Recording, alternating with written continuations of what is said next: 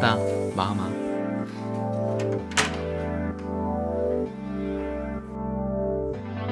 첫 번째로 식단 조절 방법입니다.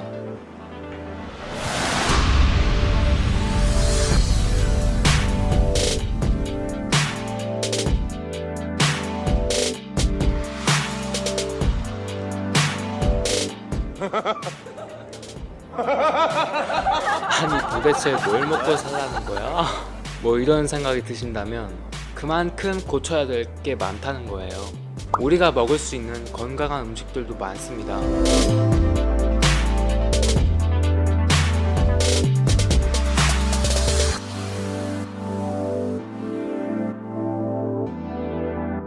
이렇게 알려드렸는데 조금 의아해 하시는 분들이 있을 거예요.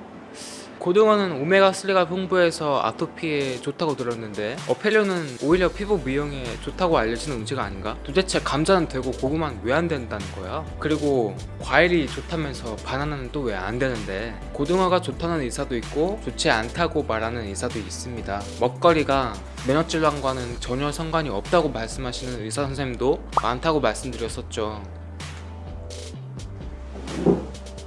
그런데 이 모든 시시일비를 환자가 가리고 앉아있을 수는 없습니다.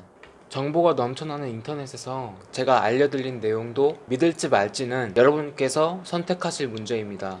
그래서 제가 객관적인 팩트를 보고 판단하시는 것이 좋다고 미리 말씀드렸던 거고요. 식단 관리하는 것이 면역질환에 가장 직접적이고 큰 영향을 미치기 때문에 증상이 심하시다면 무엇보다도 식단 조절하는 것에 많은 신경을 쓰셔야 됩니다. 면역질환은 우리가 특정 물질에 반응하는 것이 지금 당장 문제를 일으키기 때문에 막연하게 좋은 것만 찾기보다는 안 좋은 것을 찾아서 제거하는 것이 더 중요합니다. 그래서 해도 좋다는 정보가 있더라도 좋지 않다는 연구 결과 또한 찾아볼 수 있다면 일단은 하지 않는 것이 좋습니다. 권장식품이라고 하더라도 특정 식품에 알레르기가 있으시다면 면역력이 높아지기 전까지는 섭취를 피하는 것이 좋고요. 자신이 어떤 식품에 알레르기가 있는지 잘 모른다면 더더욱 안 좋은 음식들을 먹지 않는 것이 호전 기간을 훨씬 단축시킬 수 있는 방법입니다. 혹시 여기서 영양분이 모자라지는 않을까 이렇게 걱정되실 수도 있는데요. 잘못하면 이렇게 식단 관리하는 것 또한 편식이 될 수 있습니다. 1년 동안 고구마, 양배추, 오이만 먹으면서 아토피를 고치신 분도 봤는데요. 권장식품이라고 해서 하루 3끼 감자나 일부 채소만 먹는 등의 지나치게 편식하는 것도 좋지 않습니다. 우리는 영양 과잉 시대가 아닌 열량 과잉 시대에 살고 있습니다. 그래서 영양분을 균형 있게 섭취하기 위해서 최대한 골고루 드시는 것이 좋습니다. 제가 알려드린 음식들만 골고루 챙겨 드셔도 아토피가 완치될 때까지 영양분이 모자란다거나 영양 불균형을 이루는 일은 없으니까 걱정하지 않으셔도 됩니다. 만일 그래도 걱정이 되신다면 몸에 특별한 문제가 없는지 병원에 가셔서 검사를 받아보시거나 영양제나 보충제를 따로 챙겨 드시는 것도 좋다고 생각합니다. 근데 여기서 주의하실 점은 제가 위에 알려드린 내용만 가지고 육류는 무조건 아토피에 안 좋다 뭐 이런 식으로 이분법적인 생각을 하시면 안 된다는 것입니다. 왜냐면 음식 자체가 아토피의 원인이라고 보기에는 좀 어렵습니다. 특정 음식이 아토피에 무조건 안 좋다기보다는 어떤 음식을 무슨 방법으로 조리해서 먹었냐에 달려 있습니다. 조리법은 식재료를 기름으로 볶거나 튀기거나 굽거나 날로 먹는 것보다는 탕으로 끓인다거나 생식을 한다거나 삶거나 쪄먹는 것이 좋습니다. 예를 들면 감자튀김은 아토피에 매우 안 좋지만 삶은 감자는 많이 먹어도 좋죠. 그리고 계란 프라이나 삶은 달걀은 좋지 않지만 계란찜은 오히려 아토피아인들의 권장식품입니다. 모든 재료가 그런 것은 아니고요. 밀가루를 발효해서 만든 치아바타 같은 경우 그냥 빵을 먹는 것보다는 낫겠지만 그래도 밀가루 자체가 소화하기 어려운 음식이기 때문에 웬만하면 먹지 않는 것이 좋습니다. 세상에는 이렇게 굉장히 많은 음식이 있기 때문에 제가 세상 모든 음식이 좋고 나쁜 것을 구분해 드릴 수는 없습니다. 지금 알려드린 내용들도 이미 한 번쯤 들어보셨을 거예요. 문제는 그걸 이제 우리가 별로 대수롭지 않게 생각한다거나 실천은 못하는 데 있죠.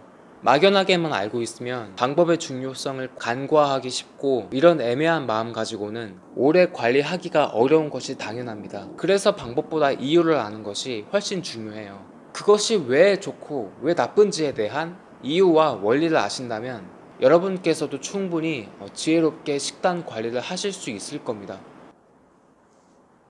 제가 이전 영상에서 아토피의 원인을 열과 독소라고 표현했었는데요. 우리 몸의 세포들은 생명을 유지하기 위해서 끊임없이 일을 합니다. 세포가 생명 유지를 하기 위해서 하는 모든 일을 신진대사 또는 대사라고 말합니다. 이 대사는 생명 유지를 위해서 세포가 필요한 영양분을 섭취하고 소화시켜서 에너지를 생산하는 등의 인체의 생명 활동에 관여되는 모든 일을 말합니다. 대사는 크게 세포 내부에서 이루어지는 대사와 세포 외부의 환경과 관련된 대사로 나눌 수 있습니다.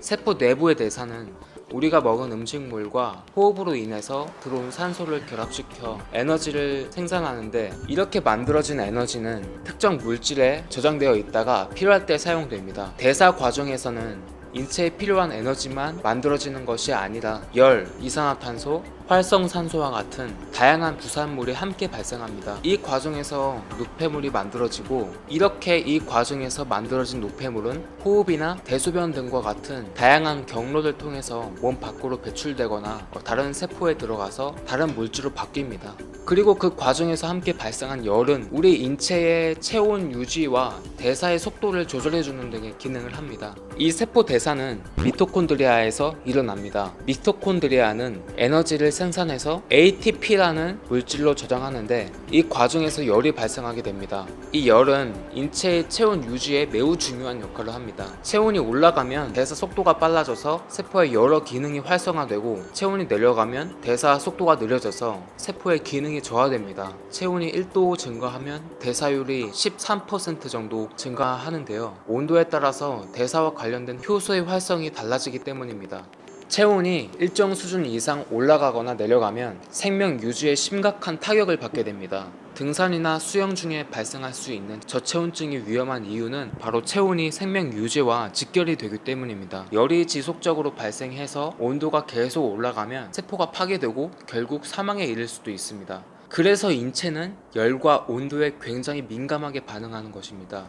우리가 살아가기 위해서는 일정한 온도로 체온을 유지해야 되는데, 이때 인체가 가진 조절력이 굉장히 중요한 역할을 합니다.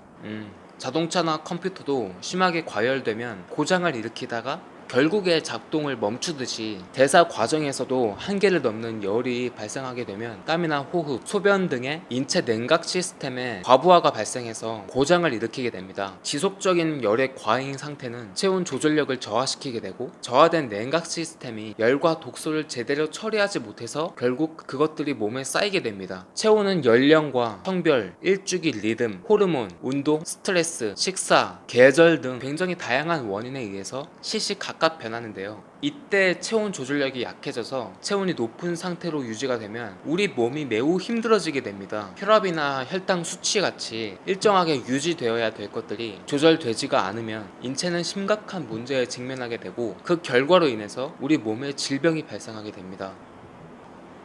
이렇게 열과 독소가 과잉 발생하면 인체에 다양한 문제를 유발합니다. 정신적으로는 산만해지고 성격도 급해지고 예민해지고 날카롭게 변합니다. 감정적으로는 매우 불안정해져서 아주 신경질적이고 공격적으로 바뀌기 쉬워요. 자기 제어가 잘 안 되거든요. 면역질환이 심한 분들일수록 좀 자기 제어하기가 어려울 겁니다. 육체적으로는 피부가 건조해지고 심장과 폐에 과부하가 생기며 소화기에 문제가 생기는 등 매우 복잡한 양상을 보이게 됩니다. 인체의 체온 조절력을 넘어서는 과잉 열이 아토피의 직접적인 원인이 되는 것입니다. 그러니까 이 책에서는 세포 대사 이상으로 발생한 과도한 열에 의해서 인체의 체온 조절력이 약해지게 되면 피부가 사막처럼 건조해지는 피부 열사화 과정을 거쳐서 피부 기능이 저하되고 결국 피부 면역에 문제가 생겨서 아토피가 발생한다고 보고 있습니다.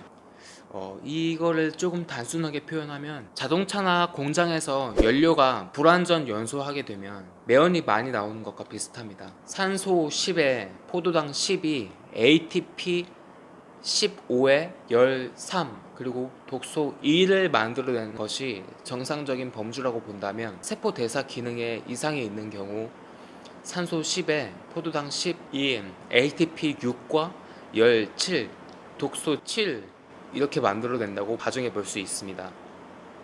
자, 정리해서 말씀드리면 모든 사람은 음식을 통해서 영양분과 에너지를 얻지만 그 과정에서 열과 독소가 발생하게 됩니다. 아토피아는 세포 대사 이상으로 인해서 세포 내에 있는 미토콘드리아에서 정상인들보다 더 많은 열과 독소를 만들어냅니다. 또한 체온 조절력이 약해서 이 열과 독소를 처리하는 시스템이 취약한 상태이기 때문에 최대한 이 열과 독소를 적게 발생시키는 식습관을 가지는 것이 중요하다는 얘기입니다. 그러니까 단순히 음식을 가리는 것이 식단 관리의 전부라고 할 수는 없습니다. 식단 관리를 잘한다는 의미는 과잉 열과 과잉 독소를 발생시키지 않고 면역력을 키울 수 있는 식단과 식습관을 갖는 것입니다. 우리가 과일을 먹더라도 농약을 제거하기 위해서 물에 담가 놓는다거나 흐르는 물에 씻잖아요. 그런 것처럼 재배, 보관, 유통, 조리 과정에서 유해 물질이 함유되지 않도록 조심해야 됩니다.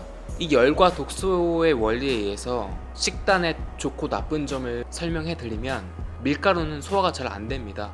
그래서 밀가루를 먹으면 불완전하게 연소되기 쉽고요. 이 과정에서 열과 독소가 많이 발생하기 때문에 좋지 않다고 말하는 겁니다. 그리고 고등어, 삼치, 방어, 연어 같은 붉은 살 생선은 흰 살 생선에 비해서 가공 조리법에서 인체에 유해한 물질이 많이 발생하기 쉽기 때문에 좋지 않다고 말하는 거고요.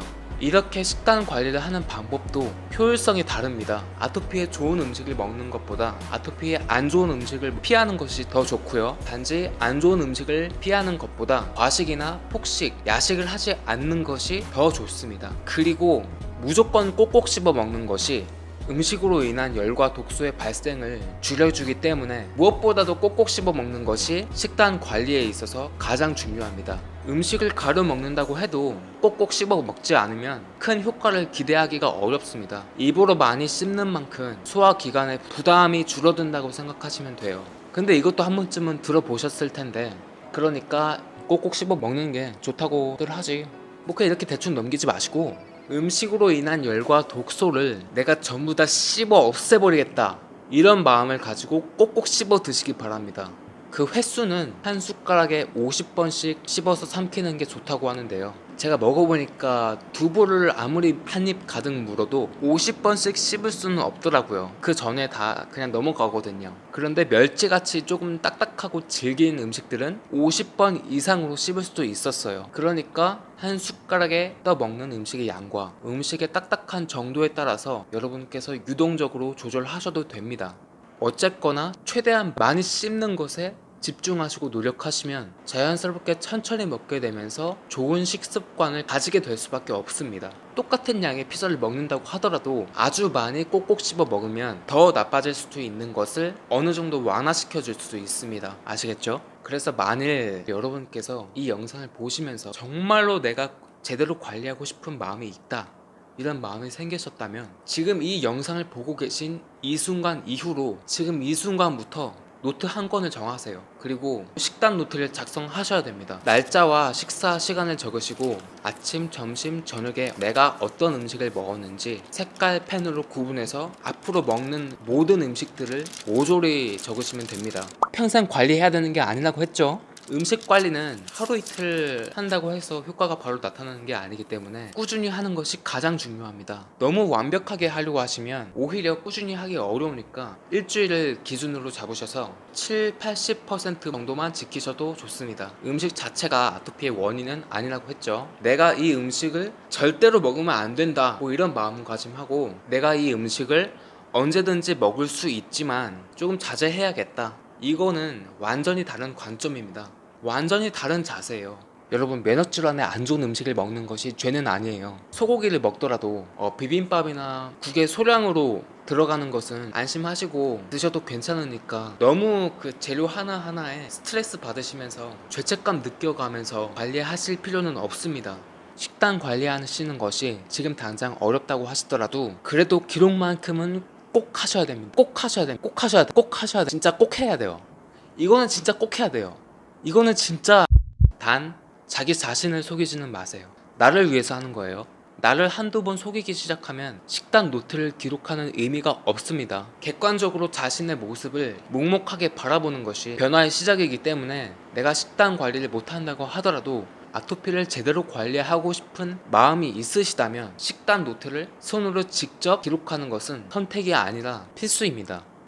식사하기 전에 기록하는데 진짜 1분도 안 걸리기 때문에 내가 시간이 없어서 못한다는 말도 안 되는 핑계는 대지 마시기 바랍니다.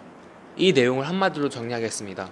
음식을 관리하는 방법은 매우 단순하고 간단합니다. 과식, 폭식, 야식과 찬 음식을 피하시고 채식 위주로 소식하는 식생활을 가지면 됩니다. 좋지 않은 음식은 피하고 좋은 음식을 맛있게 꼭꼭 씹어 먹는 것이 올바른 음식 관리 방법입니다. 기분 좋게 먹어야 돼요. 먹더라도 기분 좋게 먹지 않으면 그것도 의미가 없거든요.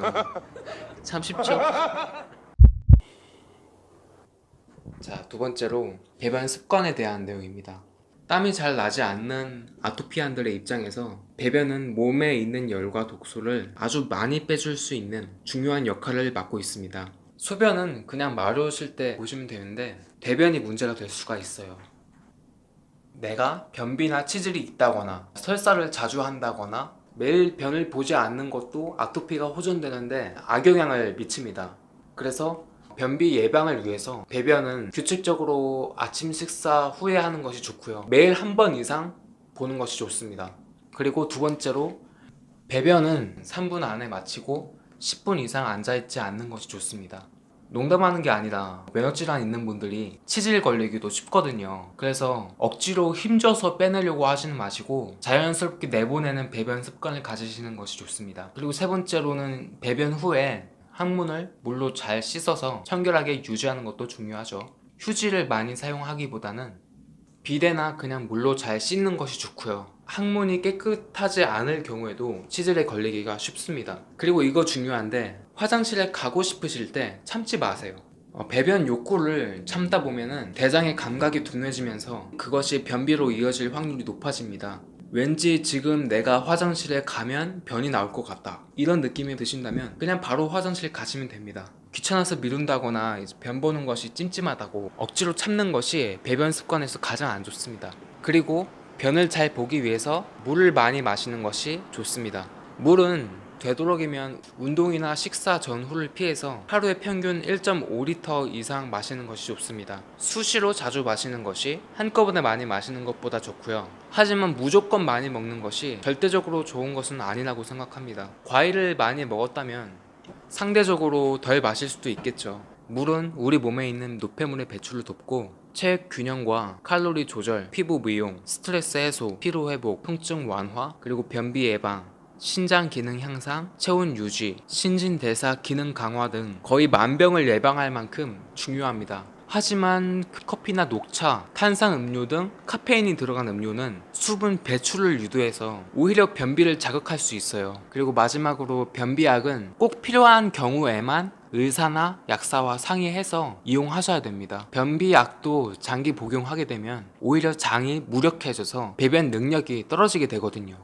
자, 이렇게 변을 보고 나면 내가 싼 똥을 확인하면서 내 상태가 어떤지 대략적으로 알 수도 있겠죠. 일반적으로 쾌변이란 말 그대로 배변이 순조롭게 되고 배변 후에 잔변감이 없는 상태를 말합니다. 변비는 배변 횟수가 일주일에 2회 이하이거나 변을 볼 때 힘이 많이 필요하다거나 변이 지나치게 굳어서 딱딱한 대변을 본다거나 대변을 보고 나도 잔변이 남아있는 감이 들거나 변이 항문에 막혀서 잘 나오지 않는 경우 등을 말합니다. 설사는 하루에 변을 4번 이상 본다거나 대변 양 중에서 약 250g 이상 묽은 변이 있을 때를 말합니다. 하지만 이 부분은 마음대로 조절할 수가 없죠. 그래서 배변 습관은 식단 관리에 영향을 많이 받을 수밖에 없습니다. 우리가 음식을 먹으면 위에 들어가서 식이지장을 통해서 소장을 통해서 그리고 대장을 통해서 대변으로 빠져나오게 되죠. 처음 위에서는 음식물을 소화시키기 위해서 위산을 분비하는데 이 위산은 위벽이 커질 때나 자극이 될 때 분비가 많이 됩니다. 산성인 위즙이 소장으로 그냥 내려가면 안 되기 때문에 간과 췌장이 위산을 중화시켜주는 역할을 하는데요. 이 간과 췌장에서 분비되는 액은 알칼리성이고요.